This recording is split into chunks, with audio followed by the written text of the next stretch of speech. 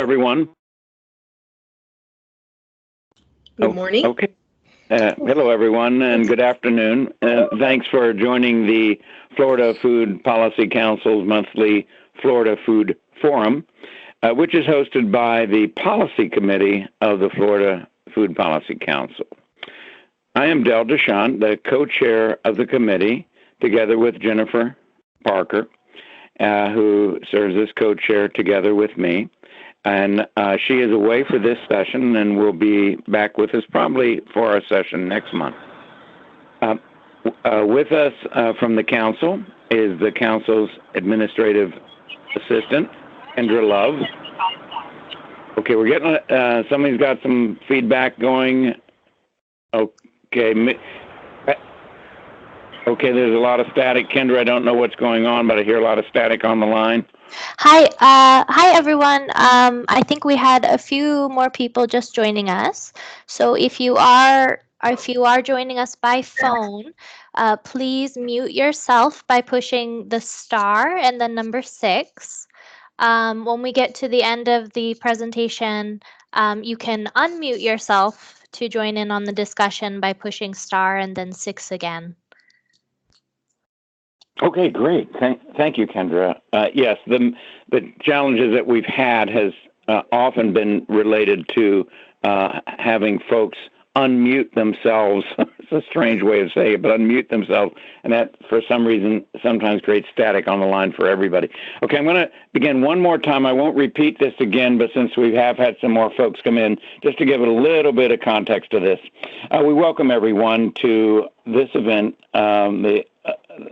which is a regular monthly feature coming to you from the Florida Food Policy Council.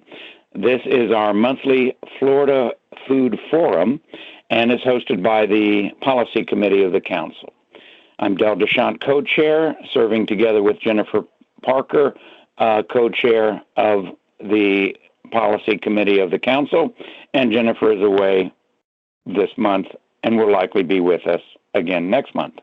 Just as a note, the Florida Food Policy Council seeks to identify and understand the food system of the state of Florida and to develop and implement policies and programs that strengthen and add resiliency and sustainability to all elements of the system and to reduce or eliminate elements that are not resilient and not sustainable as we see them and understand them. We're a neutral organization. We don't take sides on issues, but we seek to be a fair broker to let all sides of an issue present. With us today from the council is the council's administrative assistant, Kendra Love, and Kendra will be handling the technical and managerial aspects of the meeting, as you just noticed, as she came on the line and clarified the importance of making sure that we mute the phones. I'm also asking Kendra to let us know when the session is going to close with an alert 10 minutes before the end of the session. For this month's topic, we are fortunate to have with us Jeannie Necessary, who is going to speak on the Farm to School program in the state. There's a document introducing our topic for today that's posted on the council's blog, on the blog site. And if you registered for the event, you've seen the document. We welcome Jeannie Necessary, and that is Jeannie's last name, Necessary, to our leadership this month. Jeannie is from University of Florida IFAS Extension Family Nutrition Program and the State Food System Specialist. And as I turn things over to Jeannie, I'm asking that she tell us a little bit about herself and what inspired her to take leadership in this important area of our food system. I'm going to turn it over to Jeannie now, and after her presentation, we'll have an opportunity for question and answer, and then Kendra will let us know when we have about 10 minutes left in the program. So without further ado, it's my pleasure to introduce to all of you Jeannie Necessary. Jeannie? Hi, good morning, everyone. I thought I'd just come on camera real quick and introduce myself. As As you know, my name is Jeannie Necessary. I am the State Food Systems Coordinator for the University of Florida IFAS Extension Family Nutrition Program. And I actually moved here to Gainesville about 5 months ago to take the position as the State Food Systems Coordinator after living in Miami-Dade County for approximately 20, well, a little over 20 years, where I really worked primarily in farm to school initiatives and nutrition education programs. And really what inspired me to get to take this position and work at this level is to really help to increase access to the citizens in the state of Florida to healthy and nutritious food, and to create opportunities for people to make healthy choices outside of our direct education programs, which I'll get to in a moment. But really just inspired to work with a passionate group of people, which I'll also talk about in my presentation, that work across the state to make access easier for people that the SNAP eligible population in the state of Florida. So with that, I will go ahead and get started with my presentation. I'm going to share my screen. Just give me one moment. And I think the screen is shared. There we go. Can you see my screen? Yes, we can see it. Great. Thank you so much for confirming that. So again, as you can see, today's topic is farm to school, and really focusing in on SNAP Ed in farm to school. I've already done a little bit of my introduction, so I'll go ahead and get started. This is October, so it is fall, which brings us notions of pumpkins and pumpkin spice lattes and cooler weather. Well, we haven't exactly seen the cooler weather yet, but it is also National Farm to School Month. So happy National Farm to School Month. And just a little bit of an overview of what we'll be discussing today is an overview of SNAP Ed in the University of Florida IFAS Extension Family Nutrition Program, the F&P regional specialist in the areas and throughout the state, and examples of farm to school in our wonderful state of Florida. So just to get started, a little bit about SNAP Ed and SNAP. They do go together, they're hand in hand. They are provided through the Farm Bill with the United States Department of Agriculture Food Nutrition Service.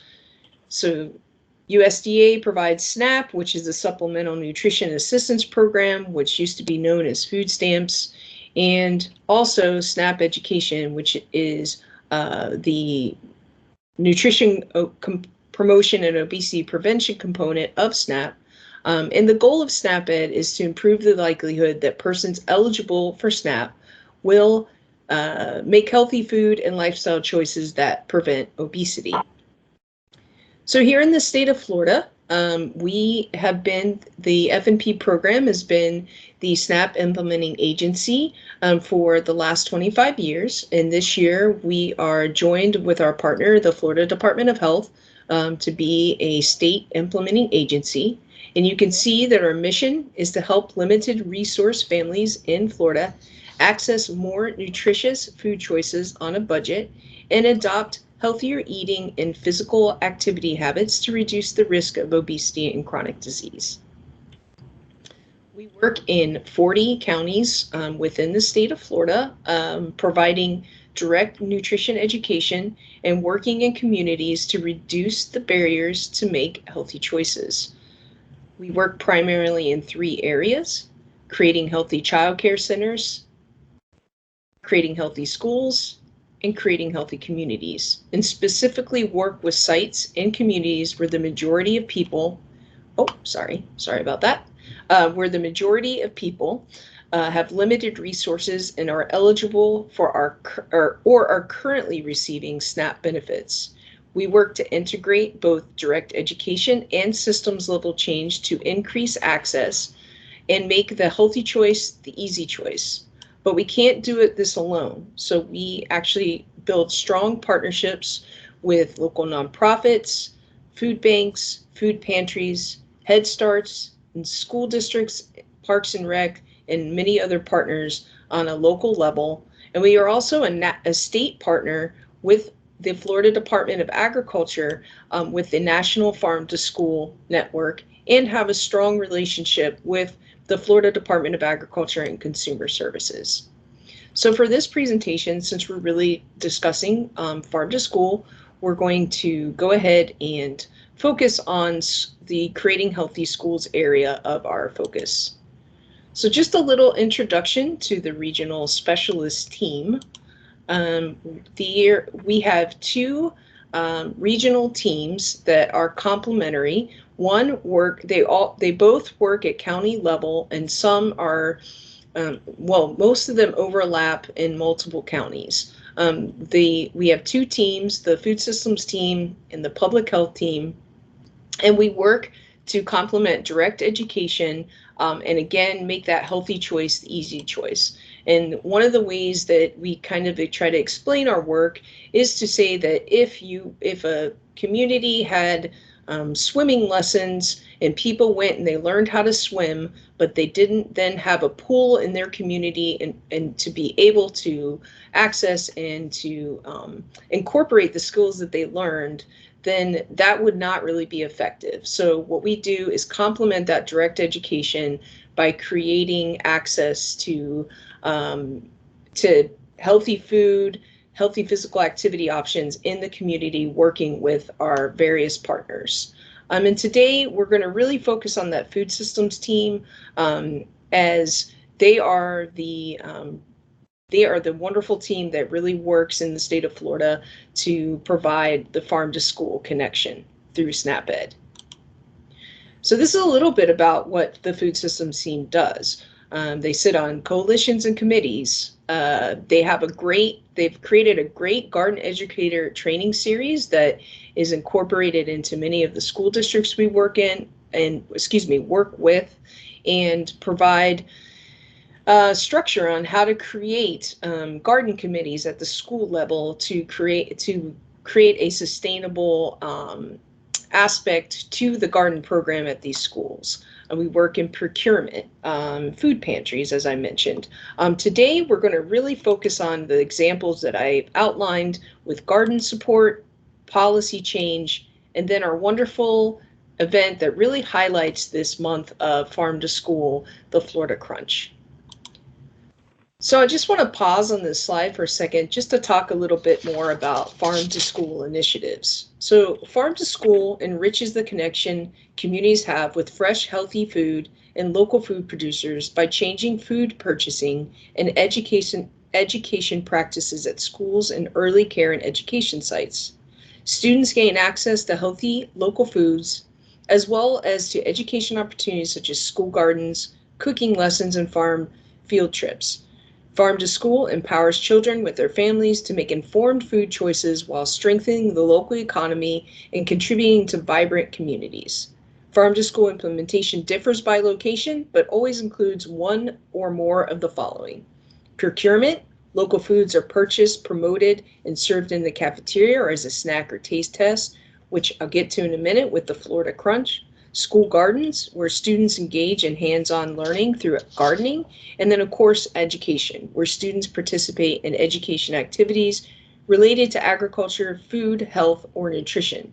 And in the end, kids win, farmers win, and ultimately the communities win.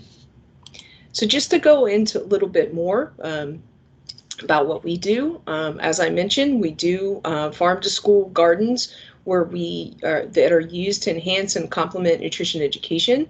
So the food systems team either supplies a new garden to a school or will revitalize or support the ongoing continuation of a garden program at a school. We also partner with the Florida Ag in the classroom to teach gardening for nutrition as our education component. And as well as beyond, just as a note, beyond farm to school gardens, we also work with communities if they are interested in developing a community garden. I wanted to highlight from my time in Miami-Dade, I wanted to highlight a policy that actually affects farm to school. Miami-Dade County has created a policy procedure which can be accessed through their Food Nutrition Service Department site within dadeschools.net with the purpose to incorporate school garden produce into the school food service program. This is a fairly progressive policy that has been created. And back when I worked in Miami-Dade and worked in a farm to school initiative, we worked with the county to create a policy that actually at that time encouraged schools to actually to incorporate gardens into their schools to act as a learning lab for the students and the teachers to be able to participate in that type of learning, the touching, feeling, smelling, everything that goes into, and of course the harvesting and understanding where food comes from. It was always surprising to me, and I'm happy to say that I've seen over the years so many students change their minds about whether they liked radishes at the beginning of the school year. Once they planted and tasted them, they did enjoy radishes, to also understanding that a cucumber doesn't just come from Publix, that it actually comes from a plant. So Miami-Dade has gone one step further and created this policy to incorporate school garden produce. And one of the things that the specialists could do with this type of policy is if a policy like this does not exist in their area, then they could take this policy that Miami-Dade has created, and educate the school district about this policy if they are interested in creating a similar policy. The policy focuses on food safety and the best and safest way to incorporate produce into the school food service program. Here in Alachua County, we have a food hub. It's a joint venture between the FNS, which is the Food Nutrition Department, and the Exceptional Student Education Department here in Alachua County Public Schools, and also is partnering with FNP. So we actually provide support with two positions. One is for food safety, and the other is to help manage and educate through the garden. The food hub has grown into a school lunch machine, producing over 150 heads of lettuce each week for use in school salads, aggregating and packaging produce from local farms for school lunches district-wide, and operating a school garden demonstration area where students and teachers can learn to grow food for the lunchroom in their own school gardens. The Farm to School Hub is working, and students are receiving valuable training in horticulture, food production, food safety, and nutrition while impacting the local food system they are learning about.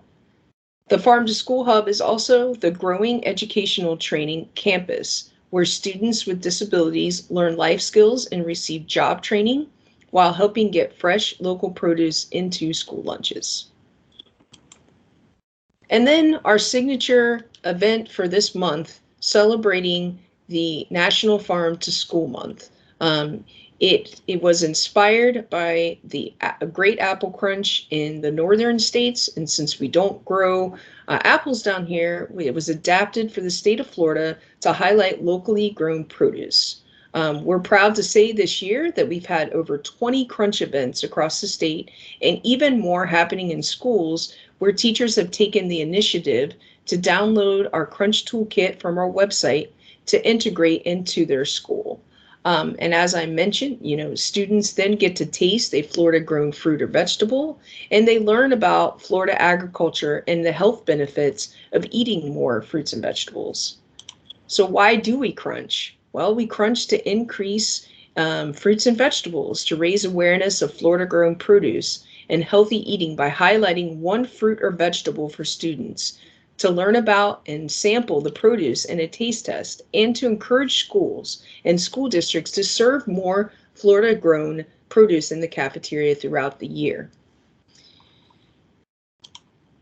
And as I mentioned before, Here's the Florida Crunch Toolkit. It was created by us as in a collaboration with Chef Paula Kendrick with the Florida Department of Agriculture and Consumer Services, who is a wonderful partner of ours, who also participates in many of the Crunch events across the state. It provides information about procuring from Florida farmers, and a guide for event planning, and resources for the day of Crunch. There is a website. It's, as I mentioned, it's on our website and available for download. I'm not sure if this presentation is going to get distributed, but the link is actually in the presentation, and I'm happy to send it out to anyone who may be interested in downloading our toolkit. And that is all I have for today. Thank you so much again to the Florida Food Policy Council for inviting me to speak today about the Farm to School. I hope I gave you some good information, and I'm happy to take any questions. And as you can see, there is my information. You can contact me at jnecessary@ufl.edu. Thank you again. Well, thank you so much. That was really a terrific presentation, and I think that, Jeannie, you were really excellent in, one, watching the time, so it allows time for question and answer, and also for a wonderfully succinct and clear presentation of this wonderful program. So thank you very much. All right, we're going to open it up now for questions. So, Kendra, I trust that we have our lines open and ready to go. Yes, so if you are muted, to unmute yourself so you can participate in the discussion, just push the star and then the number 6 on your phone if you dialed in, and that will allow you to unmute. So star and the number 6. If you're on your computer, right at the bottom of the screen, there is a microphone button. And if you push that button, that will also unmute you if you're with us online. That's great, Kendra. And also, I would say or remind everyone that this will be posted on the Florida Food Policy Council website. So if folks want to tell others about the wonderful presentation, they can also relay information about the link to the site, so anyone, anytime, can go and get this full presentation that was done by Jeannie, and they can get all the data that's necessary for them getting involved and engaged in this wonderful program. Am I right about that, Kendra? Yes, we will have this posted after our meeting is finished. That's great. So this is an ongoing project, and it will be available in an ongoing way. So we're opening up now for question and answer, please. Okay, not everybody at once. Oh, okay. Well, I have a question. I guess to kind of get things going, and I did not have Jeannie. I don't have the website up, and this may be on, or I don't have your presentation up on the screen. And it may be in there, but I don't know. So the one question I have a couple of questions, and it's kind of related. And one would be, what is the percent of local food that is actually going into the schools at this point? An overall percentage statewide, if you have that. In other words, in terms of the school diet program, in terms of what's being actually served, what is the percent of local food that is actually ending up in the school feeding programs? I actually do not have that number. What I do know is that from the work that the food system team does across the state, that many of the school districts are incorporating local produce into the menu at least once a week, if not more. And a lot of the different events like the Florida Crunch and some other Harvest of the Month, which I believe is one of the programs that we also have been integrating into the schools, is another way to integrate the Florida produce into the schools. The kind of the idea too behind some of this is like some of the schools have done, some of the school districts have done tastings. So they'll create a menu item based on, I think one of the things I can think of off the top of my head, I know that it was either in Brevard or Volusia County, where they were doing a Try It Tuesday was what it's called. And so once a month on a Tuesday, they would try a new recipe. So for example, if it was strawberry season, then they would make a strawberry and spinach salad and have the kids taste it. And then if they liked it, they would vote on whether they liked it or not. Then they would incorporate it into their menu. So I know that that is slowly happening in other areas of the state as well. Okay, that's great. I'm going to keep going unless someone else has another question. Open mic at this point, open forum. The floor is open for more questions. Glenn Whitworth here. Thank you for your time. I just wanted to, as a producer and having worked with the food program, I just want to bring some things to light that you may not be aware of that kind of are a hindrance to the producer side. I used to supply. Okay. I think we're losing our guest. Hello? Can you hear me? I can hear you now. Also, could you, if you're comfortable, could you identify yourself and where you're located? Yeah, this is Glenn Whitworth. I'm a third-generation produce farmer that's currently no longer in operation, but have worked extensively with Collier County and supplying with the fresh fruit to the children. And there's some things that I wanted to bring to light that I noticed that were quite of a hindrance to the producing side.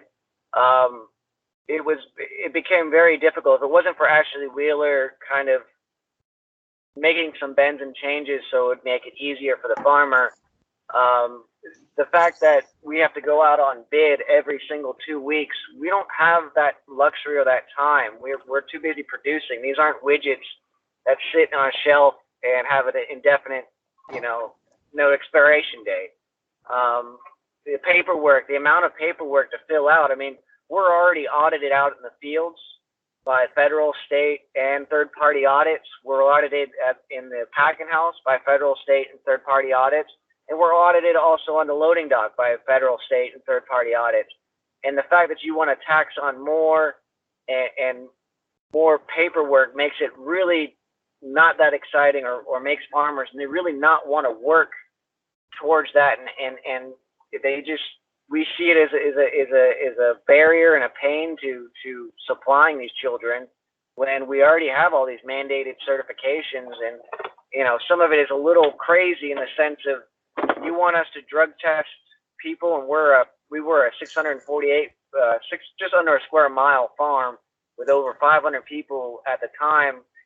We don't have time to make sure that all the drug tests are up to date. We do it when the beginning of the season, when everybody gets there. We don't have all this time and all these regulations that you guys want to approve. Either let us work with the schools or continuing what you're doing. And the unfortunate event is, a lot of these brokers and middlemen, I hate to say this, but Local Acopia is one of them, that I know have used American boxes and put Mexican produce in there because they know they could get it for 4 cents a pound, and then unfortunately screw the school system and the state level over by saying, oh, it's from Whitworth's or it's from Oaks Farms, when reality is he may have bought some to fill an order, kept the boxes, and then put in the Mexican product just so he could get that in the door and make even a bigger profit.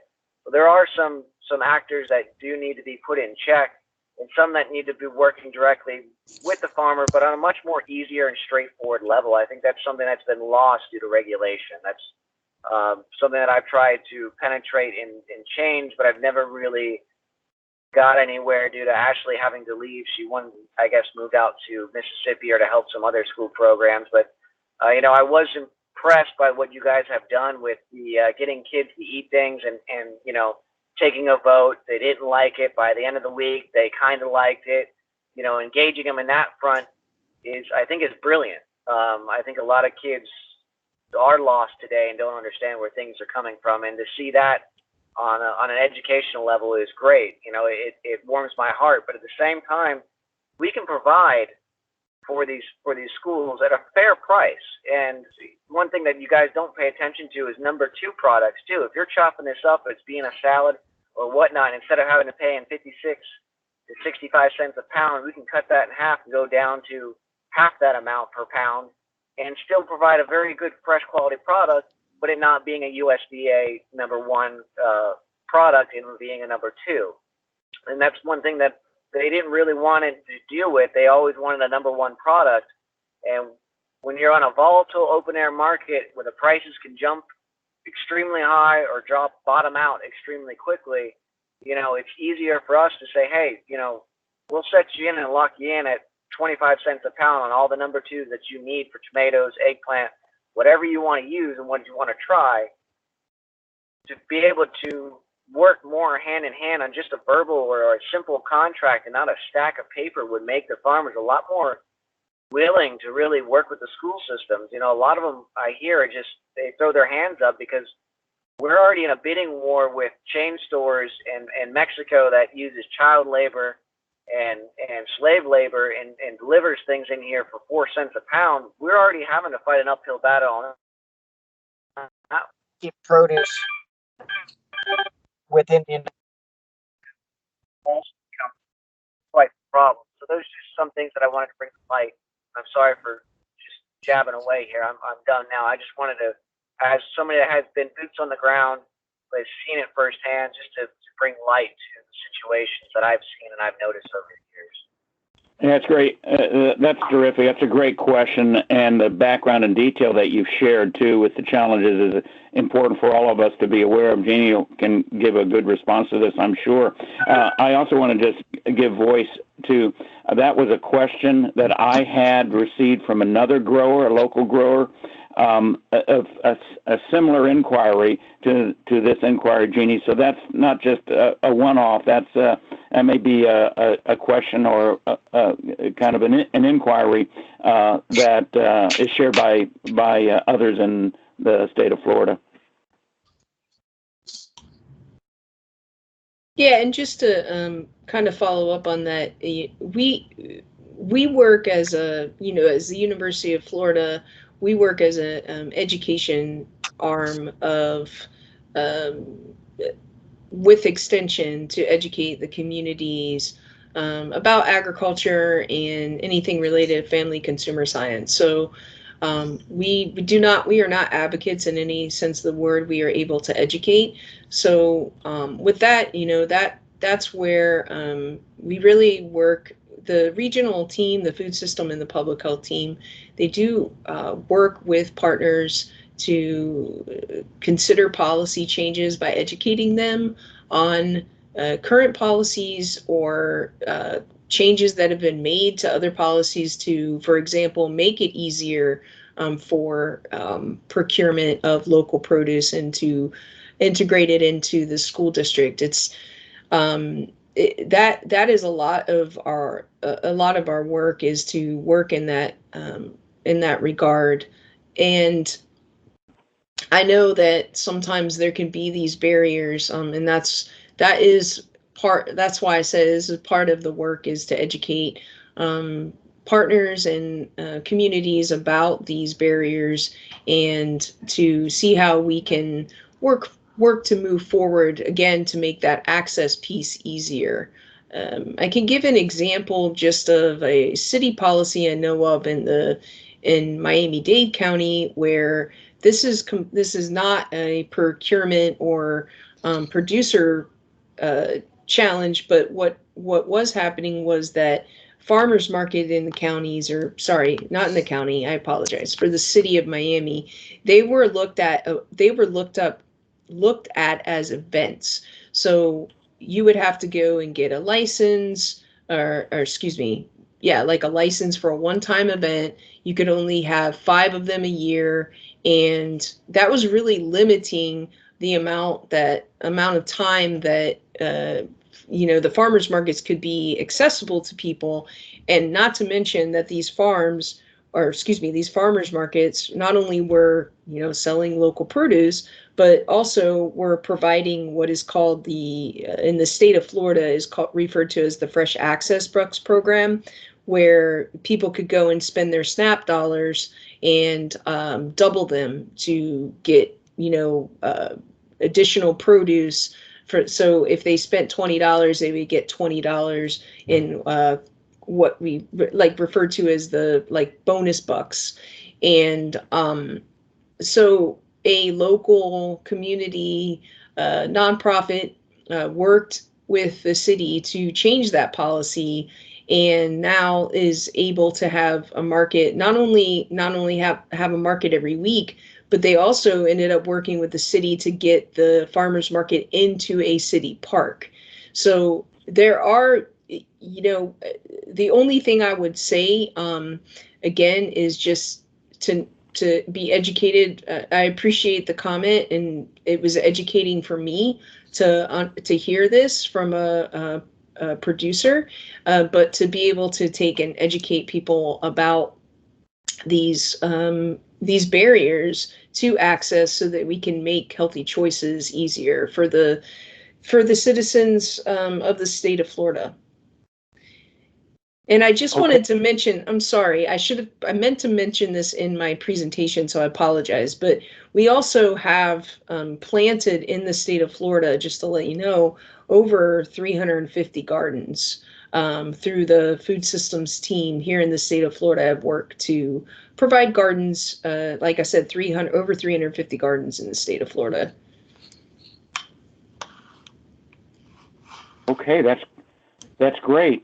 Are those gardens operated by IFAS, or are those gardens that are operated by individual growers that have signed up in some way to be part of the program?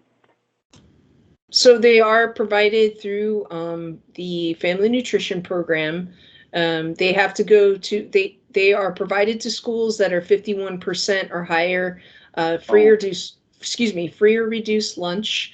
And typically, and if it's a CEP school, I'm not sure if you all know what CEP is. It stands for Community Eligibility Provision, which basically allows school districts and or schools to provide free lunch and free breakfast to all students in the school. It takes away the stigma attached to school lunch, and also eliminates paperwork for the school. So when there is a CEP eligible school district, then it'd have to be 40% or higher that we could work with to integrate direct education and school gardens. The direct education can be provided by us. It can be an evidence-based curriculum that a teacher is providing, but really the bottom line is that in order to have a garden at a site, you must have some sort of direct nutrition education, evidence-based, happening at the school site, and be eligible by the free and reduced lunch number in order to get a garden. So sometimes these gardens are managed by some of the master gardeners that are through the IFAS Extension Master Gardener Program, but mostly they are implemented by the food systems team and maintained by the school, and there's education that occurs through the family nutrition program that utilizes the gardens as well. Okay, so that's the 350 number that you were talking about is the ones that are directly at the school? Correct. That's correct. Okay, that's great. And you don't have to be, I'm kind of asking this for the record. Some of the questions that I ask at these events is just to get some information out there onto the record that Kendra is keeping, and that's available to folks. Does the schools have to have this certification that you mentioned in order to qualify for the garden? And now, does the operator of those gardens, which presumably is the school itself, one of these special title schools, does the operator have to have clearance through IFAS in order to operate that garden, or could it just be a member of the school faculty or a member of the staff at the school? What we what we do is we reach out to the schools and see if they are able to. We have a checklist, and it's like a ready checklist to see if a school is ready for a garden, and really look for someone who's a champion, that can champion the garden and take care of, maintain the garden, who will be taking their students out to participate in activities in the garden. Hopefully that's more than one teacher or faculty at the school. And then, as I mentioned before, we have this wonderful garden educator training series that works to educate and train teachers in schools on garden, on being able to take care of the garden, but also to be able to create a team that will take care of the garden. Because one of the things that I've seen over the years is that it's that whole mentality of it takes a village, right? So you have one person who says they'll be the champion, but the unfortunate, part of the unfortunate pieces of school districts are just that people do, and as Mr. Whitworth mentioned, I actually worked with Ashley Wheeler on a project a few years ago. People tend to move around. So what we really want to see is not only one teacher, but we want to see a team at the school that's going to be committed to taking care of the garden moving forward. Because the idea is to keep that garden up and running for years to come.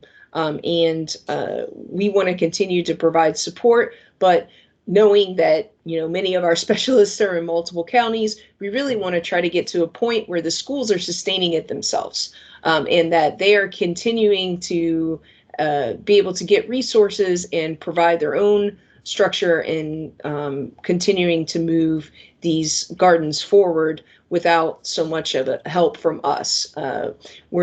We haven't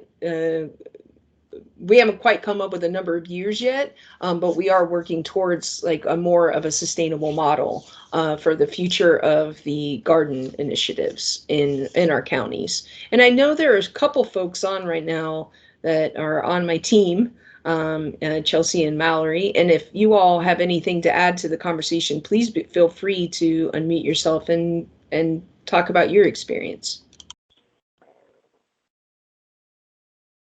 Okay, Chelsea and Mallory, unmute if you like, and join in and share for the record, and also for anyone else that may be listening. Good morning. This is Mallory. I guess just the only thing I can add, I think Jeannie answered the question really well, but just the phrasing that you used, Del, I wouldn't say that we operate any gardens. We assist someone who wants a garden in getting materials if they're working with our SNAP Ed program, and help guide them on how to do that if they'd like. Every garden that I work with is at a different phase. Some are pros and they've been doing it for years and just need a little bit of help with some soil or some plants here or there. And some are just getting started and have never gardened before, but they see the value for their students and experiential education. So we help them to get up and running. And that's the beauty of our program, is it is able to be molded based on the needs of the person who we're working with. So that's what I would add to it.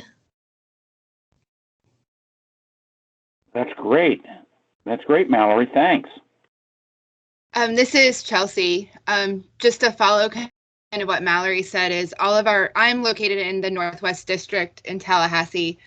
So I deal with urban and rural communities, and all of our gardens, just like Mallory said, are in different stages. Some have been doing it for years. Some are brand new installs, and we always try to piggyback our gardens on places where we're providing direct education. And we try to use the produce from the garden in that direct education. So the kids, we try to plant with a purpose, with a recipe in mind or an end product in mind, to expose kids to foods that they've never been exposed to.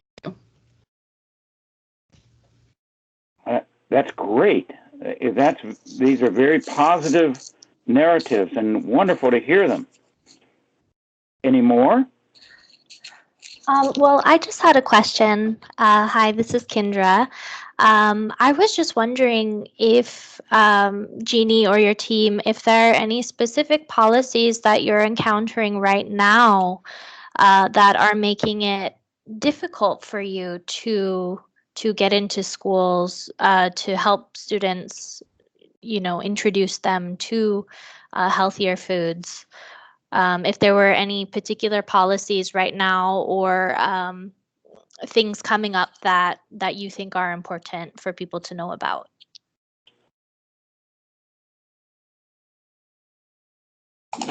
This is something that comes to me via our nutrition educators that actually go out into the schools on a more regular basis to teach. But they've identified that a couple of the challenges are the new measures for school safety. They're super important and absolutely necessary, but if a principal hasn't worked with our program before, they sometimes need to shut off their school from any visitors. So that's made it a little bit more challenging for us to start our nutrition education at schools. And the other thing is the focus on testing. Even though our curricula align with school standards, it's always challenging to make a change. So sometimes teachers have a routine that they're used to getting through all of the materials that students need to take tests, the standardized tests, and then they don't want to, change the routine so that someone else can come in to teach like FNP curriculum. And then, typically we do try to start with nutrition education before we do a garden with a school, or if they already have a garden, we can kind of do it at the same time. So those are a couple of challenges that have come up for us. I'm based in Pinellas. I'm working in Pasco as well. Well, thank you for answering my question. That's really interesting and something that I wouldn't have thought about, definitely with school safety and having, strangers or new people coming to the school who aren't usually there. So I could see how that's definitely a concern. Del, I know you wanted me to kind of give a heads up. We have about 10 minutes or so left, just to let you know where we're at. All right. Well, that's time enough for at least one question, maybe two more questions if we have them. And then I'm going to do a little close and remind folks of some upcoming events of the Florida Food Policy Council. And Kendra, you can also share any upcoming events if I miss any. So we have enough time for a couple more questions. If anyone on the line or tuning in would like to share. Yes, no. Okay. Well, I'll wrap up with one last question. What, in terms of the assessment that's done, or the kind of the initial analysis that's done for each of the schools, and this is kind of a policy question too, in terms of how terms are used and defined. What are we considering local food when we promote local food as part of the program or the Crunch program? How local is local?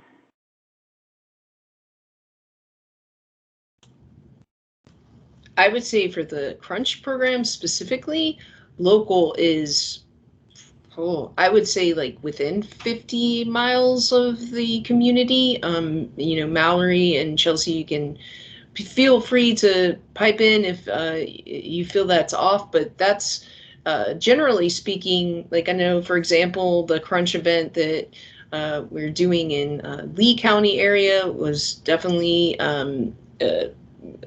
the produce was, the produce was provided by a local farm in Miami-Dade. The produce was provided through a local nonprofit aggregator of small farms down there. So it definitely was within 50 miles. I know that that's always kind of that's always a challenge of what is local. I know sometimes that even up into Georgia sometimes is considered local, can be considered local, but we really try to keep it at a very very local level, especially with these crunch events. And like last year in Miami, when I was still in Miami, the crunch event that we did was a little off, I guess, off script from what was, getting an item and doing a crunch event, like doing a cucumbers or starfruit or. So what in Miami last year we did was actually we were able to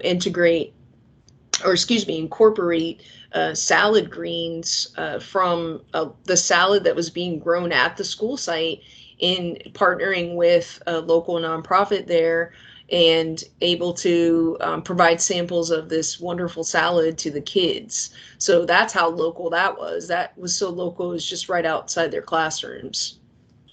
Yeah, that's great. You understand the context of that question.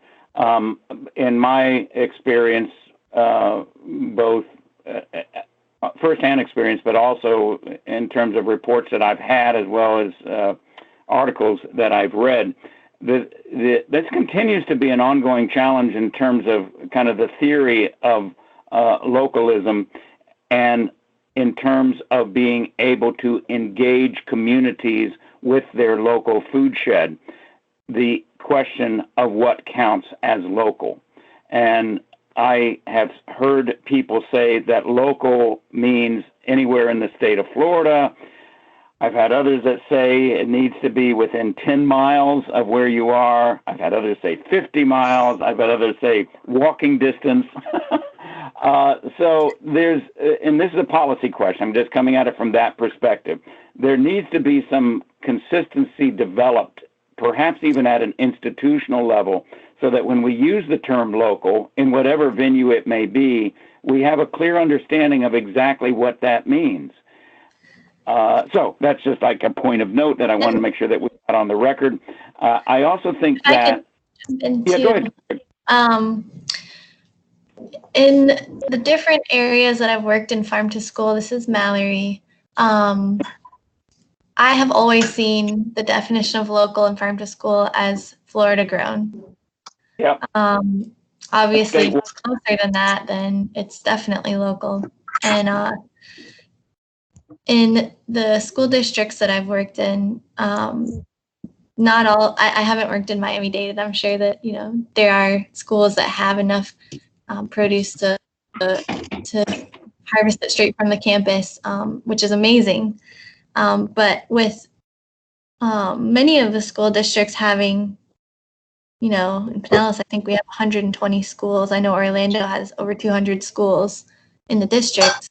For the school lunch program, they really need to obviously acquire tons of produce. And so with that centralization comes the need for distributors. So they're getting produce from many different places. They have the necessity through legislation to give a United States grown preference, and then it can also be written into their solicitation to have a Florida grown preference, so that they can get as much Florida grown produce as possible, especially during the growing season. Absolutely. That great observation. And this is why we have these forums, is to engage these types of questions and issues, and see where policy can be affected, where policy can be engaged in such a way to, create a better food system, but also to create opportunities for greater health as well as greater awareness. And this does continue to be an issue. If local means Florida grown, then I think that it loses any meaning at all. And you're so right. And I forgot who it was that made the comment just now. I apologize. But you're so right that when we're dealing with enormous systems, that we have to still rely on the industrial food system, which is getting food from all over and actually defeating any initiatives for a kind of a local approach to food production. But that's a subject for another time. And fortunately, we do have a lot of time and a lot more events. So maybe we'll reschedule another event on this same topic in the new year. So I want to thank Jeannie Necessary for a really wonderful professional presentation with great detail and great background. I want to thank everyone that's been part of this forum today, especially those that have worked with Jeannie for sharing their firsthand experiences. And I want to thank everyone else that's just been participating and listening. And please, everyone, those that are on the phone now or on the line, tell your friends about this. Tell others that are interested in the Florida food system that we have a regular monthly call-in, which is on the last Friday of each month at 12 noon. And you can sign up with Kendra. Go to the website and just register for the event and come and be a part, and tell others to be a part as well. Upcoming events will be our calendar for the November. We're going to be a little bit off schedule because of Thanksgiving. On November 15th is our next Florida Food Forum event with David Viana speaking on food waste and food banks. And obviously this is similar, has some relationship with our program for today. And then on December 20th, our December presentation will be Dave Crepeccio on food policy for wellness. So our November presentation, food waste and food banks. Our December presentation is going to be food policy for wellness. That will conclude my part of the presentation, and I'm going to turn it over now to Kendra Love for any last technical or policy-related comments. Kendra? Just thanks again to everyone. Thank you, Jeannie, for your wonderful presentation. Thank you, Jeannie's team, for being with us today, and all of the participants, and Dell, of course. Yeah, please join us every month. We love having these forums. We love having the discussions, the great discussions you bring. We will be posting this video as well as a follow-up on our website. So if you'd like to join in on the conversation, head over to our website and yeah, just share this information with everyone you know. Great. Thank you, Kendra. Thank you all. And the last note that I'll make is please join the Florida Food Policy Council. Annual dues are very low, and every bit of resource that we receive is so very valuable to our work. So if you feel so inclined, please join the Florida Food Policy Council as a member. You'd be most welcome, and your contribution most appreciated. Thank you all, and thank you, Kendra. We will talk to you again next month. Bye now. Thank you. Bye. Bye. Thank you.